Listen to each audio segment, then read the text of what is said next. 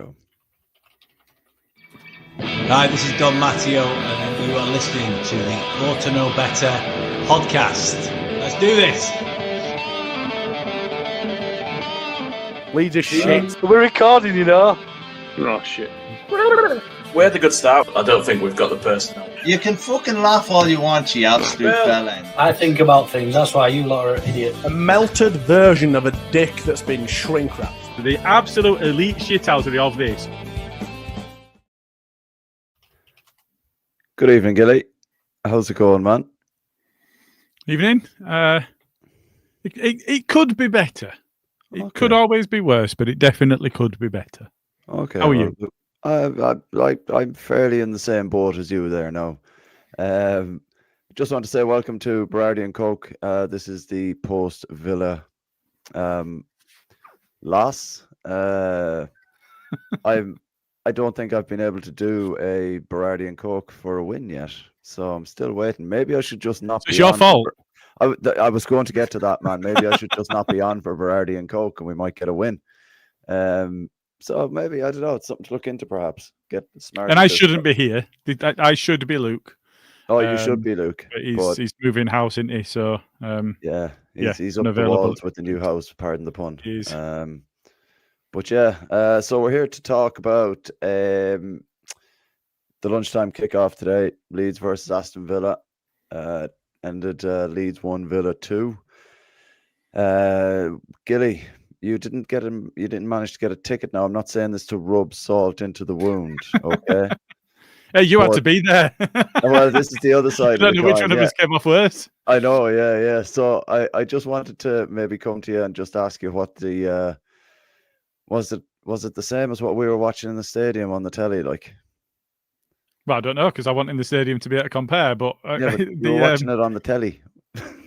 Yeah, no, but I don't know if it was the same as in the stadium, because I wasn't in the stadium. Okay, fair, yeah.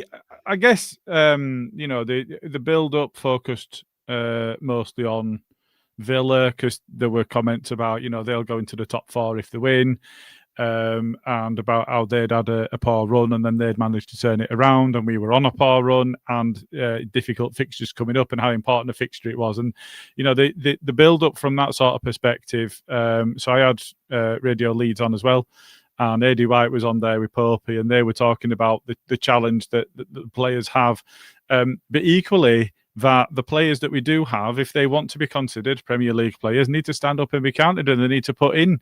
And it's not all about just being in a position where they do as they're told and whatever else. It's about having pride for their own professional, the perspective of them as individuals, but also the point that we made. There's true elite players, and then there's the top players, and I think the true elite players are those that go for 100 million plus and play in the Champions League and go and win trophies and titles and what have you. But you have to be a very, very good footballer to get to the level that we're at. And in the past couple of games, we've just not shown that. And I think that was the point that was being made on Radio Leeds, at least, is you have to see a performance and you have to react to a poor performance as well and put it in. And largely, especially in the first half, but largely, I kind of thought we did that. But I think there were some raised eyebrows on Sky Sports News, on Radio Leeds, and in the build up to it about the starting lineup and changes that were made, changes that were not made. More on the changes that were not made, and I think that there's they talked about the pressure on Farke. Farke was interviewed before the game and asked about the pressure, and he said, "I don't take any notice of that." But it was an interesting juxtaposition, because going into a home game against the side that could go top four, but you're in a position where you're then playing Man City, Chelsea, Liverpool, even Brentford away. It's very rare we go to London and get anything. So even that one is a challenge, but the fact that they're once again, they're in Europe and pushing for European places, that being the, in inverted commas, easiest fixture in the run that we've got coming up, tells a story in and of itself. Yeah, I totally agree with what you were saying there, Gilly. Now, I know as well, like everyone else, I think we thought that this was going to be one of the easier fixtures of, well, not easier, but one that we could probably look at, getting a positive result from. But on the bright side, we do have Liverpool coming up, and they've been shit. And like, we're playing City next week. They're off the back of a loss as well. The optimist in me is slowly coming out again. It's like, hey, even tonight after today, wow. When it comes to Leeds, you're a better man than I am. See, I was going to bring that up actually about today, right? And Steve Brown was in the comments there. I started. He said, "Thought we were very good first half. Full of subs at halftime, changed momentum, and such a soft goal to give away 3 minutes after kickoff." I went down at halftime for my usual beverage, and I said to the lads that go forward, and I was like, "Look, we need to come out the exact same way we played in that first half. Otherwise, we're going to concede." Like, and I don't know what it is about coming out at halftime, and it's so lackluster for 20 minutes in every second half we've played, and it doesn't look like we're going to go for it at all. It looks like we're happy sitting with what we've got, and we can't defend or attack in the manner that we can afford to sit on a 1-0 lead. Yeah, correct. And Steve is right, and I do agree with him. Like, that first half, I couldn't really fault it. It was very good. We limited them to very, very little. They looked shell shocked at how we were actually going forward with the ball and how we were trying to press on them the whole time. And I don't think they expected that from us based off the last 3 games that we've played, I think. But what frustrates the shit out of me is that we can't do that for 90 minutes, even though Fark bangs on about how we're, super fit and we work on fitness and we do this and we do that. And it's like, yeah, but like, if that fitness is going to show through, that needs to happen for 90 minutes constantly. Yes. Like, you cannot say that, our fitness is through the roof. It's this and that. If your fitness is through the roof, the first 10 minutes doesn't happen in the second half today. I'm sorry. I agree.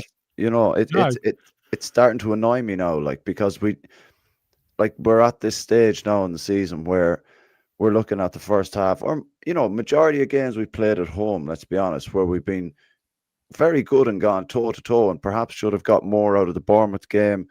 I spoke to a couple of Spurs fans that I work with. They said we should have won that game. There is positives there. Fulham, freak own goal, but there is positives there. But it's always our second half that lets us down, seemingly, when we're playing quite well. And that again happened today. We came out 3 minutes into the second half, boom, they score. Brain's not switched on at all, and you see Fark on the sideline doing this, and it's like, well, what? Like, what is that if they're not fucking doing it? Like, well, do you know what that reminded me of? Yeah. That was the very Jesse Marsh. Why are they scared? But you tell me, you're the manager. Yeah. You make them not scared if you don't want them to be scared. Yeah, absolutely. But it stank of that for me, and I think the real frustration for me is, I think, 99%, and to be fair, Luke wasn't there, so maybe 100% of people can see what's wrong with the attack. And Metcha's got his 3rd goal. I mean, knew nothing about it, but actually, do you know what? He could score 100 and not know anything about any of them. I don't care.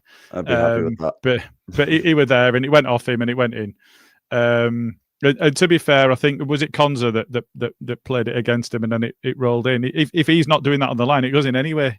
It's just stats well instead of Metch's. So that goal was coming, and I thought we were well worth the goal that we scored. Actually, I think balance of play at that point in time.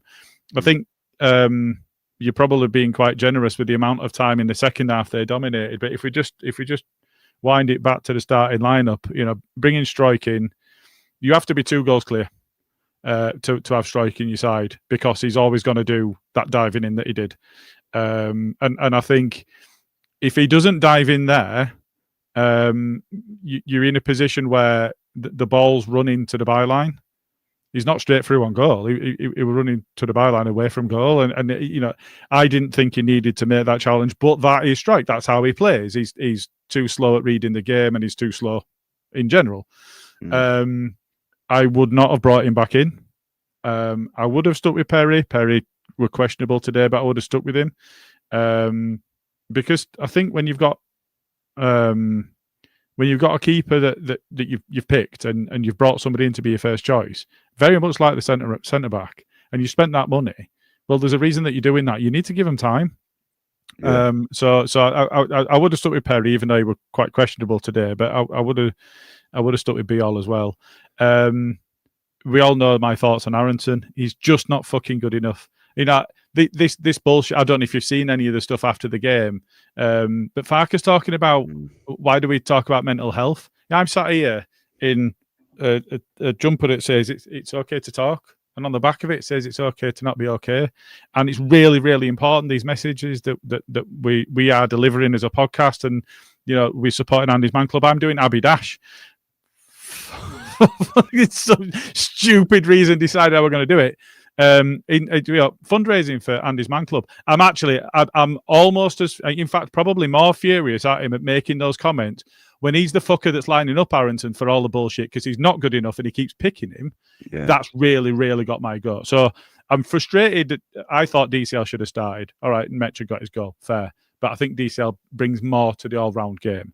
I hate the fact that I starred one that was Scooby. Oh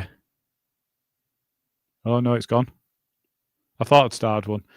He gave Smarty some credit for something that I think it was me that said is that Mitch is an athlete, he's a big lump, he puts himself about. Fuck me, falls over far too easily, goes down looking for everything, and that's frustrating. So I would have played DCL, but yeah, fair enough, he got his goal. Definitely, you know, I think it's criminal that you've got Nonto and James sat on the bench and you're playing somebody that's not even a winger in front of them. It's absolutely criminal, especially, you know, if you're playing free in midfield, you're not as creative through the centre, so you need to be creative on your wing, so you play somebody that's not, you know, we take our worst attacker, play him on the wing, and not only that, but later in the game, when we're desperate to change the balance of the game and to get some creativity, move him at fucking 10. Yeah. Now, if he wants to get sacked, fine. Yeah, if he wants his payoff, all right, he can't just walk out. But if you don't want the job anymore, fine.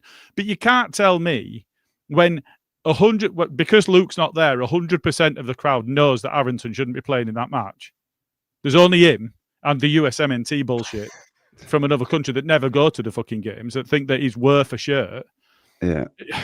In front of Nonto and James. Now, if Nonto and James haven't got a full match in them, fine. Play one and then swap them for the other. Not play that fucker. And it's not his fault that he's getting picked. Yeah. This Absolutely is the other thing not his as well. fault. It's not his fault. That's down to Farke. But it all is at the moment. I've not been Farke out until now. I'm 100% Farke out now. Well, like, I tend to agree with you there. It's like, how are you, Jay? Where... Oh, by the way, this is for mental health as well. I'm all in this time. This is awful. This is awful. Yeah, mine's always been fucked. That's join the club. I think all of us are like fucking raggy dolls on this pod. That was something wrong with each and every one of us. Yeah, I do agree with what you're saying, Gilly, in the sense that if Farke is going to talk about the mental health thing, take him out of the firing line. Don't leave him in there. You're essentially putting a lamb out to slaughter there. Like, and if it is a case that is what's going on, take him out of it. Don't leave him in there. You've got two fit players to come on. But I just want to touch on something earlier that you said regarding Strike, how we need to be 2 goals up, and Wayne Mays 5-4-8-7. Total nonsense about Strike. I think that's in reference to in not reference, Strike. I don't know who Strike is. Yeah. In reference to you saying that we need to be 2 goals up. I think that's a little bit unfair. I think we need to be 2 goals up no matter who the fuck is in our defence at the moment. Okay, so I think it's a little unfair to kind of paint Strike with that brush just as a standalone in that sense. I get what you mean. Like, really? Because the 2 games that he last played, he gave away on his own. Gave away the chances that goals came from. So 3 games in a row, not counting the games he wasn't in, 3 games, 3 appearances of his, he's gifted goals to the opposition. Yeah, but we've also lost the last couple of games 3-4-1. Like, so BR was in the middle for that. Like, so you can't really. I get what you're saying about strike, but I think it applies to our whole defense. It's at the moment we're leaking goals like. And it's not all on one. It's absolutely not all on one. But every game he's played for the past handful of games, he's directly been at fault for at least one, if not a couple of goals. No, I agree with that, man. I do agree with that. Like, Jay, you're humming and hawing and fuffing and faffing down the bottom there. Do you want to maybe say something? Is that what you're getting at? I'm fizzing. I'm fucking fizzing today. Honestly, let it go, Jay. I was on my way to the game, and I was just putting Radio Leeds on. I thought I'll have a listen, see what's happening, see what people are saying, and I saw a fucking team, and I turned it straight off. And I thought, fuck that. I thought, that fucking bastard, that absolute bastard. I've backed him to the fucking hilt. I've backed him. I've questioned him at times, but I've backed him. And I feel like he's shafted me. I feel like it feels like a man who knows he's leaving has said "fuck you" to us lot. Do you know what I mean? So you said something earlier when you did the team. You said something earlier, and it was I can't remember how you'd phrased it, but you were talking. It was one of the voice notes that you did, so I can't double check it now. But a bit about Bogle. No, it were about how we've not had to deal with this before, and it's now we're in the Premier League, and it's changed or something. But if you remember what I said, mate, I were on one at the time. Yeah, but the point I made back is actually no, absolutely not. This is 100% his MO. Just remember how long he persisted with Perrault and Rutter in the wrong position. Yeah, I know. And it were only when forced that changed. Do you know what? The thing that pissed me off the most was Dan James has gone away and had a great international break. A goal and an assist. Great international break. Yeah. Aronson did fuck all, as per. Be-all were man at match, by the way. Yeah.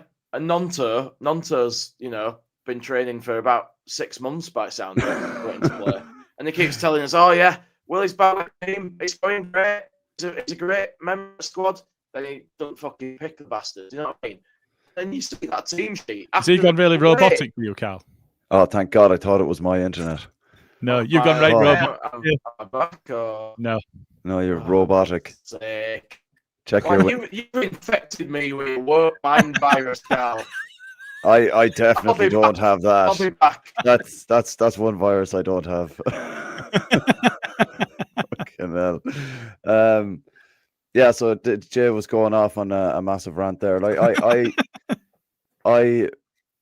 I kind of look at it, and I'm not 100% in the fark out, but I'm really close. Today, it's just the stubbornness, man, to not change it for the like you said, Nonto and James on the bench. James with a goal and an assist in international duty, starting for his country. And I came on in the first game as a sub and then started the second game, I think. In which they ran out 7-1 victors. Yeah. They'll have been, walking on. They've been on cloud 9. If somebody has come off a couple of international fixtures, played really well. Remember how he was when he'd missed the penalty and they'd not qualified, and that really affected him for weeks. Yeah, it did. Imagine what it would have been this time. It's the other end of that scale. Get him in. Put him in the team. He's buzzing, like he's absolutely buzzing. Get him in there. I just wanted to touch on how Goodmanson looked today. He, I think it's probably one of his better games again for us. He's the most consistent. There was that mistake. Yeah, I agree with you. There was that mistake where Strike then had a complete head loss, and that that came from him not really. He's got such a confidence in his ability. He thought he'd be able to take that down, turn away from his man, and then clear it rather than clearing it first time and being a bit more safe with it. Normally that works out. In the conditions today, you just think maybe that was slightly naive. Really, I say really heavy pitch. I stopped myself halfway through that because I've played Sunday League and that's not fucking heavy pitch. That's immaculate. The boots weigh fuck all. The pitch is brilliant. It's like a carpet. Yeah. But yeah, in those, it was heavy rain, and in those conditions, you're thinking maybe playing it safe is the right approach. But he backed his own ability. If only his centre half had anything about him, he'd have been covering him anyway. So, I do agree with you. You know, some of those marauding runs he makes, and he's very, very rarely caught out of the pitch. You know, he's you know, we can come on to footballing IQ at some point, and I think that's an important aspect because half of their job is knowing where to be so that they can influence the game. That's half of the job of an elite footballer. It's not being reactive; it's being proactive, managing your opponent. And you know, facing up to your opponent and dominating them physically, dominating with the ball. It's the element of football, isn't it?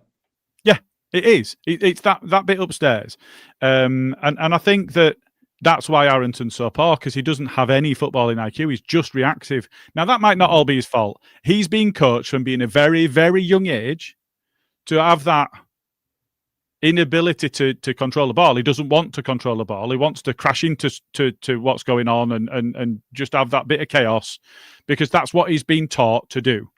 That's not what we need. Well, yeah, but you know, and having him there, he's just running around. Having him there is just totally ruined Bogle's game.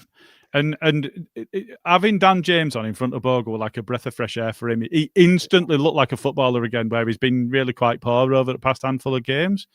But for the level that he's been playing at before that, I mean, I don't mean he's a poor player. Just his form had really dipped, and he looked off. You know, he was beating a man. He had that turn in him that kind of bought himself like 3 or 4 yards of space that he has, and you're like, yeah. How on earth did he do that? And you know, it just looked and felt different, and we looked so much better and more balanced with actual wingers on the right, regardless of the stupidity of putting him in at 10. But we just had a better balance, and I think that's part of the frustration. But to come back to the Goodmanson point, I think you are right. His form, you know, he's a solid 7 or 8 every match. Yeah, it's very unusual. You know, the bits that stick out. The Fulham own goal was so unlucky. That's such a freak. You know, the touch today, poor conditions. Maybe he should have dealt with it a bit better. But when it's things like that are kind of just freak occurrences that just happen as part of playing football, it's hard to be too critical of him. And I think he brings so much to the balance of that side. You know, and we really needed an alternate on the other side for Bogle to give the balance that we really needed. And I think he really brings that. Yeah, I do like his first half performance today was it was so good, man. As soon as he got that little bit of space where he was driving into, like, he had Matty Cash on toast. Matty Cash did not want to be facing either Okafor or Goodmanson today. He was absolutely, the ref helped like, him out a bit. Oh yeah, the ref completely helped him out. When Goodmanson got into the box and he battled to win it back, and he got the ball back, and they gave a free kick. Yeah. That'd have been right in front of you, wouldn't it? Down in front of both of you. One of many shite decisions from a shite official out of his depth. And that was one of the things I noticed about Goodmanson today, was especially our second half performance. He didn't have those runs forward as often as he did in the first half, because we were sitting back and we were inviting it on. And once they got their goal, our arse fell out, and we were like, right, okay. So we went into defensive mode and tried to work the play from the middle 3 to the final 3, and it just didn't work. Like you were saying, Jay, there as well, that the ref today was the absolute shithouse today. Like, shocking. Your clip at the end of the intro, Gilly, the absolute shithousery of that's exactly what the ref was today. Jay, you made a very good point there. I'm sure you'd love to elaborate on that a little bit, would you? What, the ref? Jesus Christ. The guy was shocking, mate. It's just, I looked at the stats at the end of the game, and it was something like 16 fouls for us, 14 for them. Yet we got 5 yellow cards and they got 1. He booked Bogle, then let McGinn do the exact same thing. He let them do cynical fouls to stop breaks from happening, and he didn't book them.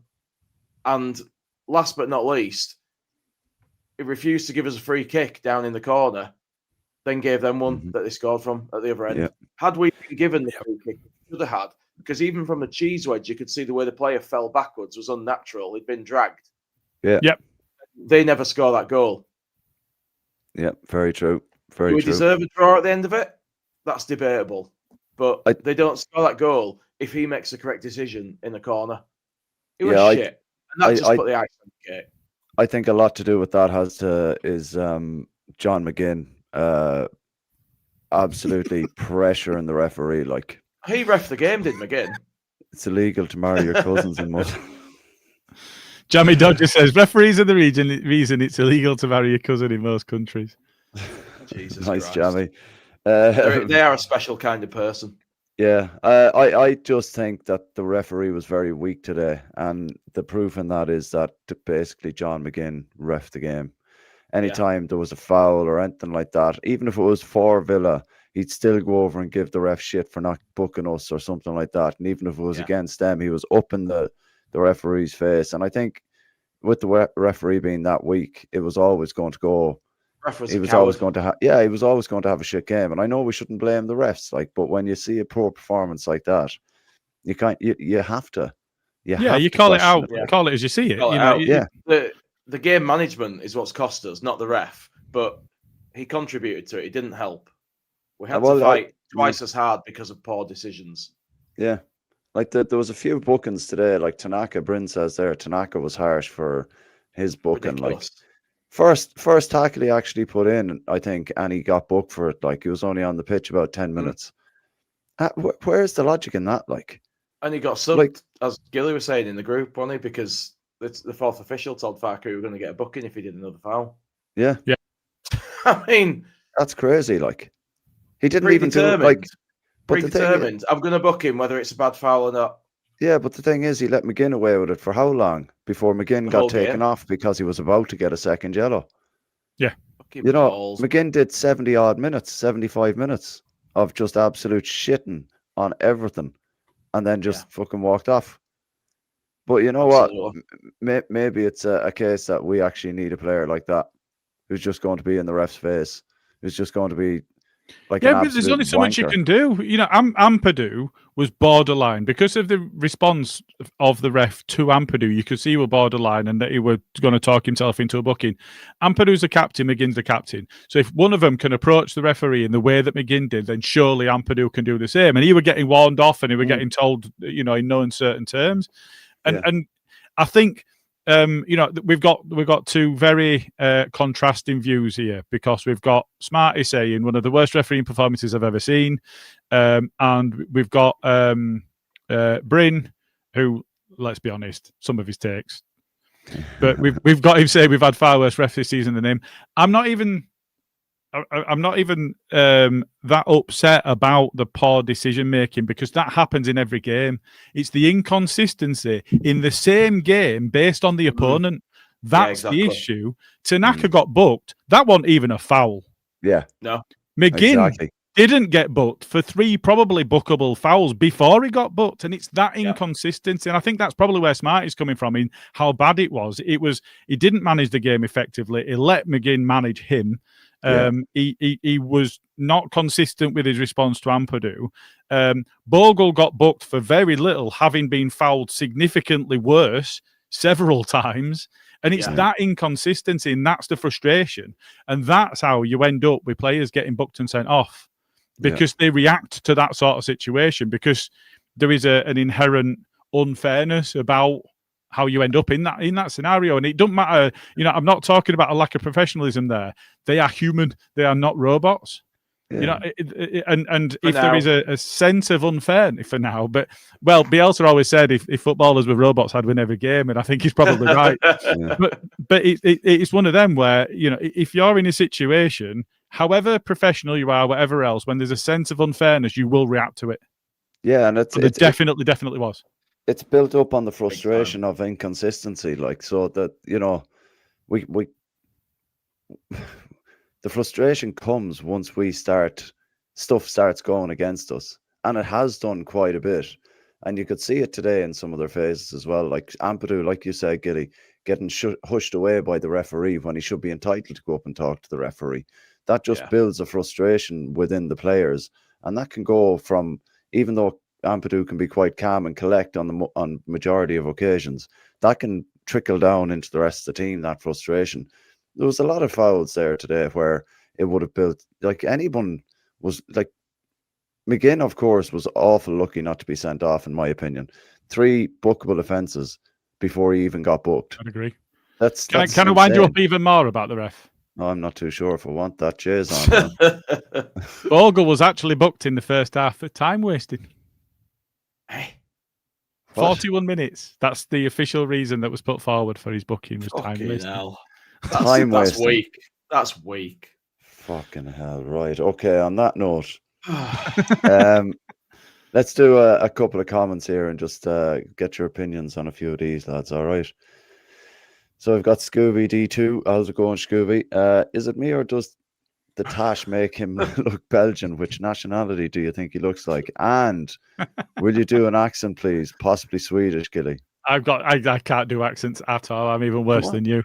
Man, you got to be able to do the. Everyone can do the chef from the Muppets. Everyone can do that. That's as Swedish as you're going to get. Go on. I can't think of what he says. No, I can't. There you go. You've had an accent. There you go. I hope that's all right, Scooby. I hope that's not by some of our Scandinavian fans. I fucking hope so as well. But I get enough of the old Irish thing off Smarty anyway, so fuck it. If you dish it out and take it and all that shit. That's it. Right. That's it. Bryn with another bit of enlightenment in the comments. For the record, it wasn't me who went after Fark. He's too far away from my seat. This is in relation to the chap that. Could you see it? Could you see it? See it from, obviously, what happening? Yeah. There was just all the way those to who the didn't notice it. There was a Leeds fan who ran from his seat at the end of the away dugout and got as far as the technical area with Daniel Fark in it nearly. And had to be dragged off by stewards in that moment. Yeah. So yeah, was that in the first half? No, I think that was the second half. Second, wasn't it? Yeah. Was it? Couldn't have been that frustrated going in 1-0 up at half time. Well, yeah. You know what I mean?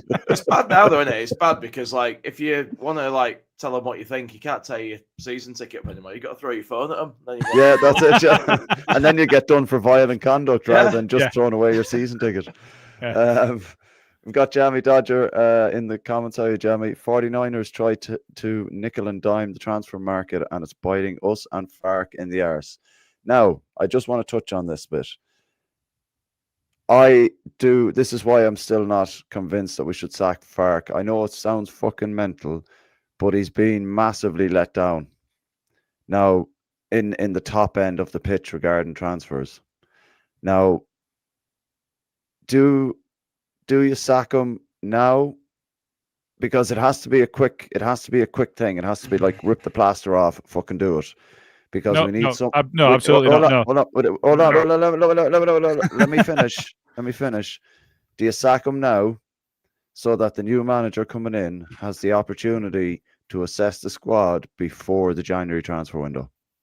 No, or because you don't have to sack him now, because you can talk to the guy that you want in, and you can have him looking at the setup and whatever else. The Brentford game's mid-December? Mm-hmm. The club should already know where they need to strengthen. We need a 10. We need to boot Arrington out and replace him. I think it's fairly easy. We are absolutely crying out for a 10. Yeah, 100%. Somebody that can dominate and somebody that can worry the opposition, like Okafor. There was something that really surprised me, and I started it earlier. That was Skippy. Yeah, I thought Okafor was one of our worst players today.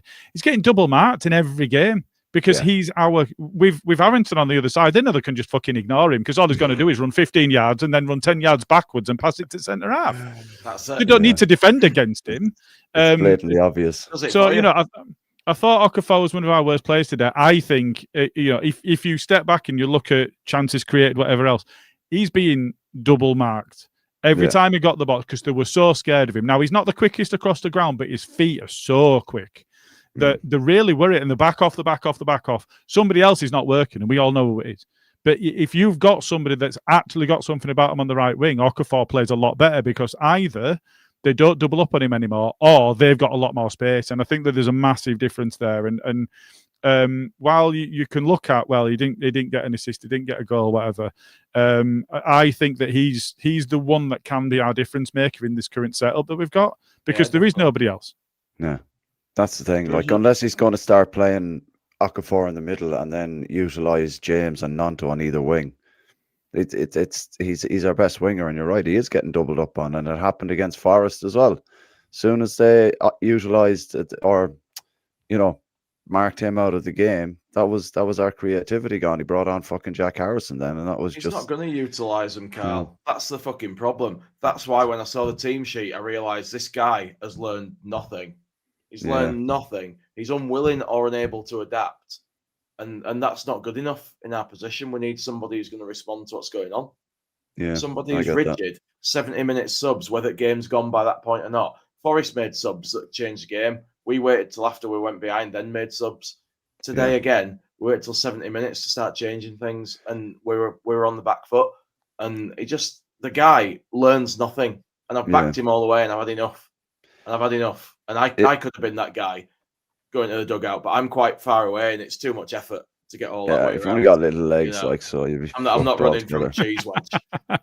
You know what I mean, though? It's so frustrating. It's just, we can all see the issues here. We can all see it. We talk about it week after week, and nothing is changing.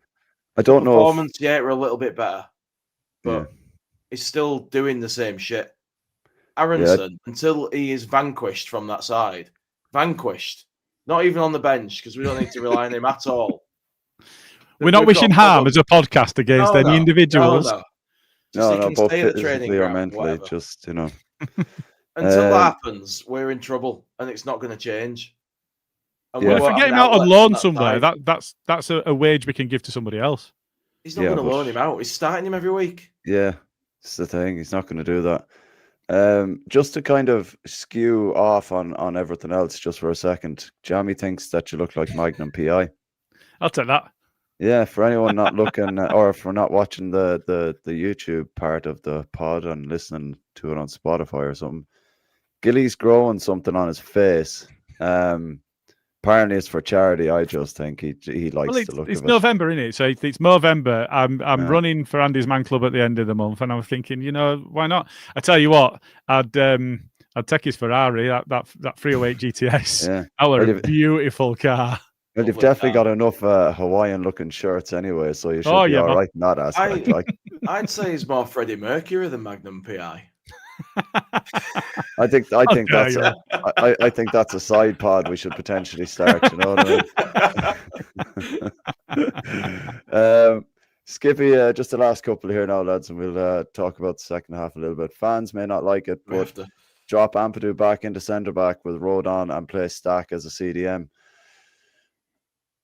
We didn't spend 21 odd million euro on a centre back to resort to playing Ampadu at the back, in my opinion. I'd rather play Ampadu than strike. Yeah, but you also need to get that 21 million euro centre back up to speed.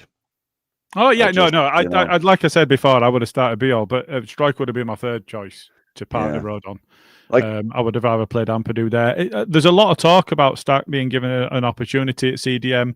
Apparently, that's where he's played his best football. I freely admit I knew of him and I'd seen him play, but I've not spent any time divulging into his deep into his game and what I've not Bielsa'd him by any stretch, but apparently that's been the best periods of his career is when he's been played there, and we know that Longstaff's got the experience and the capability to play in front of a CDM because that's what he does, and Tanaka came on and did well today, so I wouldn't be against that, but I'm not dropping Ampadu, so I'm playing him at centre back. If I'm not playing him in midfield, he's the captain, and he's got that. He's got that shithousery about him that the rest of the side just tend not to have. Now we saw it a bit today in the first half. It looked like they'd really got it into their head that they weren't going to be bullied, whereas actually for the last couple of weeks we've just rolled over for our bellies tickled, and it's just we've been far too passive. I don't know how he translates that steal at home that it seemed like we have, because I thought that we had that right through the game. I didn't think that went away in the second half. It was just the changes that they made were impactful, and we didn't make any changes, and that was not impactful. And that's part of the frustration, as Jay said. We could see it happening. They made changes at halftime. They instantly had an impact, and we didn't react until the 70th minute. It's too late. But sorry, yeah. It's all right, go on. I think that's part of the problem, is it's a reactionary sub from Farke rather than tactical. You know what I mean? Even then, it's too late. No, but it is too late. You're right. You're spot on. But his substitutions at the moment, they don't ever seem to be a tactical one. It's a like for like, nothing changes. It's basically it's a reactionary swap. Where he's right, okay, he's got knackered there now, so I'm going to put someone else in exactly the same thing there, and they're not going to, impact the game any different. Watch it. We've got a message in the group here from Gail. She says, Jay, my kids think he looks like Freddie too. We did the comparison at Wembley last year. We did. We did. Year before, surely. Year before, yeah. For the playoff. You'll have to tell no, it was last year. No, it was last year, wasn't it? What? It was a season before. We're now two, because it was the tail end of the season before, so it was last year. It feels like an eternity. It does, doesn't it? Yeah, I know. There were a great big mural on the wall. Mural. Yeah. We can never let Karl forget that. No, there were a great big mural on the wall of Freddie Mercury, and I had a picture stood next to it. So yeah, it is there somewhere. Wasn't me with the mural thing, man. It was it was Smarty with the mural. Yeah. It was Adam. It was Adam that first said Muriel. I'm sure it was. Was it? Back in day. Oh, right. I was full sure it was Smarty about the bleeding Muriel. I'm sure it read. I could be wrong. I'm sure I'll be correct. Anyway, back to the subs. We can all see that we needed something changing, and we just waited far too long. And being in that set, 70 minutes, I'll make my 70 minutes. I'll make my changes. It's like, right. But that's 25 minutes after somebody else has changed it, and that's had a positive impact. So even if it is reactionary at that point, react to a change that's influenced the game so that you can influence the game as well. If we'd have brought Dan James on, maybe not even, I'm not saying because they've made a change at half-time, on 47 minutes we should make a change. No, absolutely not. But on 55 minutes, they've equalised and they're still on top. Make a change at that point, because you need Dan James on, and you need Aronson out of the ground, just getting gone, and that's the frustration. Yeah, that's the frustration, because everybody could see that. The commentators were saying Leeds really need to change something here because they're really under the cosh. And you're going, yeah, they're right. Yeah. The thing is as well, around 62 minutes, everyone in the South Stand started singing, "Make a sub, make a sub." Just make a sub. And I don't know how loud it was on the TV or whatever, but it was loud enough for Farke to fucking hear it, to make a sub. Yeah, and then he's lost his ticket now, but Dan James came on 2 minutes later. Yeah, it came on at 71 minutes or something like that. I was like, Jesus. It would bang on 70. Yeah. Absolutely bang on 70 minutes. It's ridiculous. It's you can set your watch by it. It's the easiest thing to play against. You know exactly what you need to do. It's ridiculous. Just get fresher legs on just before Farke does. Run our players into the ground. Then by the time he brings on some subs, they've either gotten the lead or they've scored an equaliser. And you're like, well, it's just fucking too late now. It's too late. And it's frustrating more so now because we can all see it. We could see it last year and the year before. But to the extent that it is now in the Premier League, it's easier to see it because we're just a level below teams that we're competing against now, So it's more obvious now that he needs to do it earlier, and it needs to be tactical rather than, it's 70 minutes.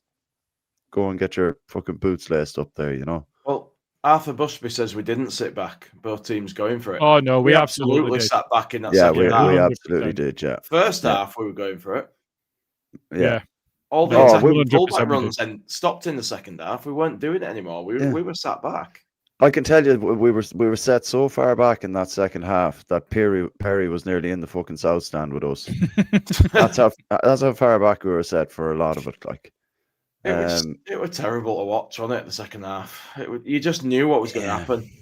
Yeah, like Gilly was saying then, like when they equalised, like you should be looking at and saying, "Shit, the tide's turned here." Yeah, I'll stem that now. Don't let them build momentum from here. We need to pull this back in. Yeah, and he didn't do anything. Just let us carry on doing what we were doing that had led to the first goal. Just there you go. Yeah, they set back. Shocking. They got their second goal just there, and then look at the pressure after subs. All of a sudden, they set back, and then pressure from the subs. It's just disgraceful. That graph is a damning indictment of Daniel Farke and his tactical approach. Yeah, it is. Yeah, and the point I was making during the game, it won't surprise you at all that it was about Harrington, but the point I was making during the game is we know that we need to change something, and we know that we need to be better in attack, so we take Harrington off. Don't fucking start him then. Start somebody that can attack. Yeah. If you know players fit now, he said the fit. Yeah. So I even defended at certain points. When we had Harrison on one and Harrington on the other, I'm defending Farke at that point because I'm like, we've literally got nothing else. Okafor's injured, James is injured, Nonto's injured. What on earth do you want him to do? Yeah, that's what your squad players are for. At that point, that's all on the 49ers for not signing the players in attack that he wanted. At that point, I'm like, leave Farke alone. There's nothing he can do in this instance because he's asked for more in attack and not got it. The only options that he's got now are Harry Gray, throw him in, see if something's different. It's just not fair on the player or anything like that. So I think that's incredible for anybody to think that that's on Farke to play them when they're not good enough. But the problem that we've got is we've now got actual wingers fit. Actual proper wingers that can play on the wing and impact a game from the wing fit. Yeah. And I hopefully he won't mind me mentioning this, but Johnny Brown were in the comments in the group chat earlier, and he were like, does this guy want to be sacked? Because it's fucking criminal. Yeah. It is. Yeah. That's how bad it is. Does he want his payout so that he can go with a bit of a fucking back pocket full of money? Like, because he's not going to quit. I can't believe that anyone would want to walk away with the abysmal Premier League record he's got, because if he loses this job, he never manages in the Premier League again. He's got two away wins in 50 Premier League games or something like that. Yeah, it might go in his favour actually, because have Middlesbrough got their new gaffer in yet? No, because Farke's more than capable of going there and getting them up. Yeah, Norwich might hit him soon. They're 23rd, aren't they, or something? Well, yeah, they're fucked. But Middlesbrough might be interested in taking him, and then we don't have a payout or anything like that. Just agree and go, and he'll get them up, and he'll manage in the Premier League because he's a very good Championship coach. Yeah. We all said it's kind of difficult to judge him on his showing for Norwich when he just wasn't backed, and I think there's a certain argument that says that he's not being backed this time as well. And I know people will say £100 million, whatever else. Rutter sold. Somerville sold, Gray sold. Yeah, that's all true. But Rutter, Gray, and Somerville were all sold because he didn't get us promoted first time round. But we're in this position now where I think, I hesitate to say it because it feels like we say it a lot and we're a stuck record. I mean, I am when it comes to Harrington and Strike anyway. But you look at some of the clips under Bielsa and people are saying, well, nobody else could do any better. I'm sorry. The coach's ability to get more out of the players is one of the absolute key elements of football. That's the coach sets the standard, sets the scene, obviously picks the team, but give this team the right approach and right mentality and right professionalism and everything that goes along with that. And I think that when you look at, we had fucking Tyler Roberts in the Premier League. It's incredible to think about. And you're in that position where, and we not only that, but we were playing well. And I think it's that bit, Joffrey, all right, he's at Hull and he's doing well, but we were excited about the ability we're having. And it's because of the coaching level and the standard that we saw, and we're just not seeing that standard now. Now, nobody's going to be Bielsa, and nobody's going to be loved like Bielsa. It was a context and a time and a place, and it was COVID, and it was all of those things, and he made us all feel things and all feel like, do you know what?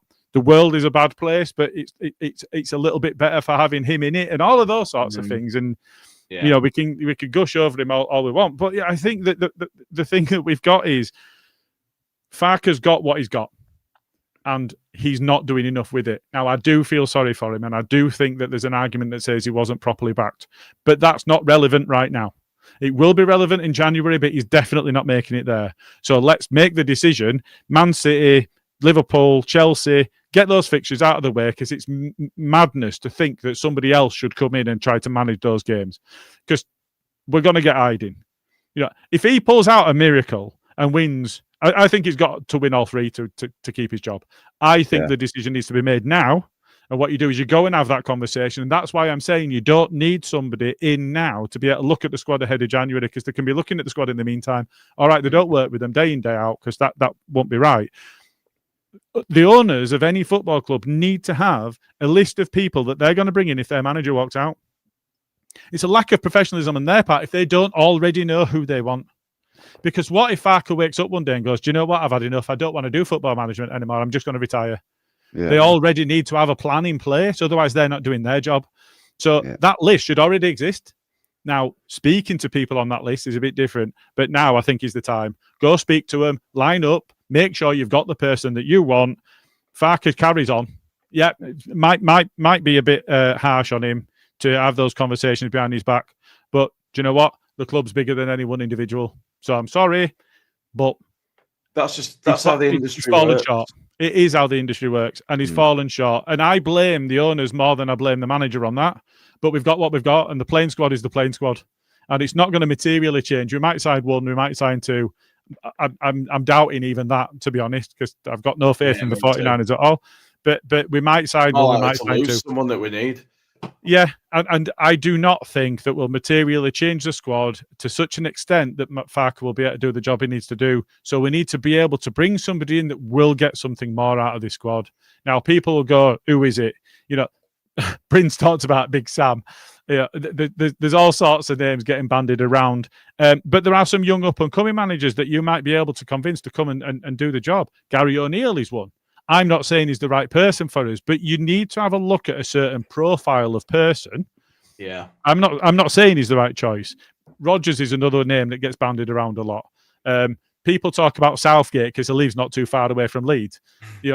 McLaren were another one that got mentioned. There's all sorts of nightmare names, but there are a lot of managers available. I'd die if we got McLaren. I would absolutely die. I couldn't stomach watching. As if we're not a banter club enough already. Man, him or I don't like it'd be Southgate or him that I just dread we got, like, you know what I mean? Oh man, I'd take Southgate over McLaren. Southgate lives in Harrogate. Let's get him. Fuck off. Sorry, no, absolutely. But there are managers like Terzic took Dortmund to Champions League final. He's not in work, and he's only mid-40s. He's somebody that played good football with them. He's not had many jobs, but then nobody at that age has, and everybody's got to cut the teeth somewhere. So it might be that that's somebody that you have a look at. There's a lot of people out there, some ex-footballers, some not, but there's a lot of people out there that've got badges that you can have a look at, and I think for me, the decision's made. I said before kickoff today, if we don't get anything out of this game at all, I think that's him. He should be toast. I've defended him up to this point because I don't think that he was backed properly. But we need more out of the squad that we've got, and he's just not doing it. Yeah, we're in the same boat. Fair assessment. I think it's a fair assessment. It's just how long they leave it before they pull the trigger. I think if they, the other side of the coin is the games that are coming up.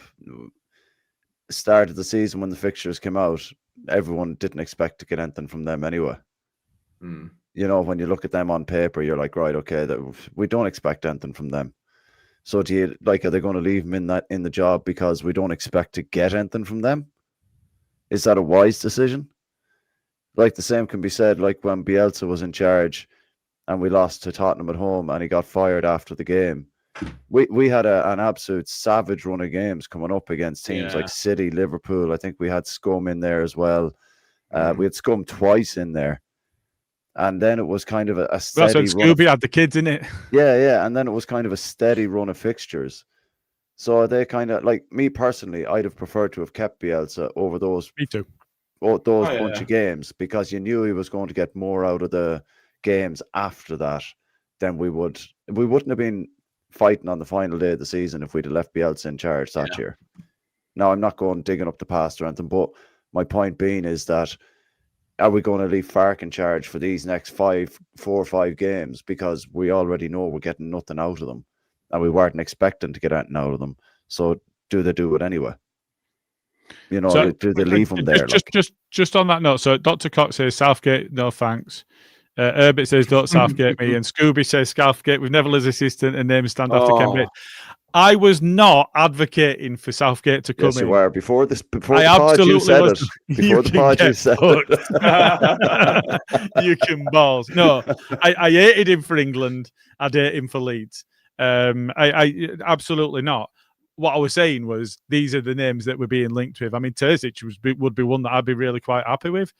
You made a face, Karl, about Gary O'Neill, but I think he's much better than what we've got, and I think that he did well with the squad he had available to him. And they are now better because they've got if you look at Bournemouth, they've got a very, very good coach and they've spent a lot of money on their playing squad, and they are better now than when O'Neill had them. You were Bournemouth, he were at, wasn't he?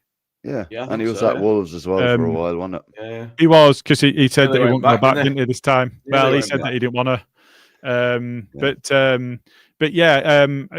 But when they were when he had them, they'd not had anything like the money spent on them that they've got now, and he got a lot out of that squad. And I think they then went, we need to kick on a little bit. I think they're a very well-run club, but, you know, for them to be in the Premier League at this point, having stayed in the Premier League for so many seasons in a stand that a stadium that looks like fucking York should be playing in it, you know, it's quite incredible that they're able to compete, but they are able to compete because of the ability that they've got and how well-run they are. Brighton's another one. Brighton's an incredibly run club, and you know, those teams. Brentford's another. You know, they're playing a fucking Matchbox stadium. These clubs somehow managed to find gems of players and profit from them after a season or two of like benefiting from them being in the team, and they're just really good at that. Can't even give Meslier away for free at the moment. Like, you know what I mean? It's how bad things are getting. We'll end up paying his wages for him to go play for someone else. It's so bad. They show it's possible. If you're a well-run club, it's absolutely possible. Look at the amount of money Brighton have brought in from player sales. It is incredible. Yeah. And for a club of their stature to get 100 million plus for 2 different players in 2 different seasons, it just allows them to go and do whatever it is that they want to do with the rest of their playing staff. They can football manager the shit out of it, can't they? Yeah. That's the thing. They can just go out. And I know the money ball in it, but it's shown that it's absolutely possible to find the right deals that have a lot of value to them, and then the right deals the other way, them going out of the club, that allows you to go and do it again, but you can do it again incrementally better each time, because if you're making money on your sales, as a club, we simply, you know, Raf and Calvin aside, how many times on a season have we gone and made money but invested it in more players? Yeah. And those players be sold for more. You know, you look at, I mean, the likes of fucking Robin Koch, you know, lose money on players. Spend a lot of money on, and there's just no value in those deals because we're paying actual market value for them. We're not paying below market value, and we're certainly not getting above market value when they go. Fucking Aronson. Worth what, 4.8, and we paid 28. It's just incredible. You know, he's an average Championship player, and we paid Champions League money for him. It's just it's incredible, and I think a lot of that has to go to the feet of the ownership, the prior and the current. And you know, I think that Parag makes a rod for his own back when he talks about doing deals in his sleep, and he does those interviews, and you're thinking, right, well, okay, money where your mouth is, then show us, and he's come up short again. That's right. Well, That's right. Look, You're I think give it big licks. You got to back it. Yeah, you do. And I think that could probably be a discussion for the main pod, because I think there will be a ferocious amount to talk about outside of the game on this week's We're going to have pod. to dissect who's at fault, Karl, and figure this shit out. Well, I think at the end of the day, I think we have to look, like we've mentioned, you have to look at the board. We saw the plan that they were trying to do when it came to building the squad and the nucleus of the team for the coming season, and they just absolutely brain farted the last 15% of that.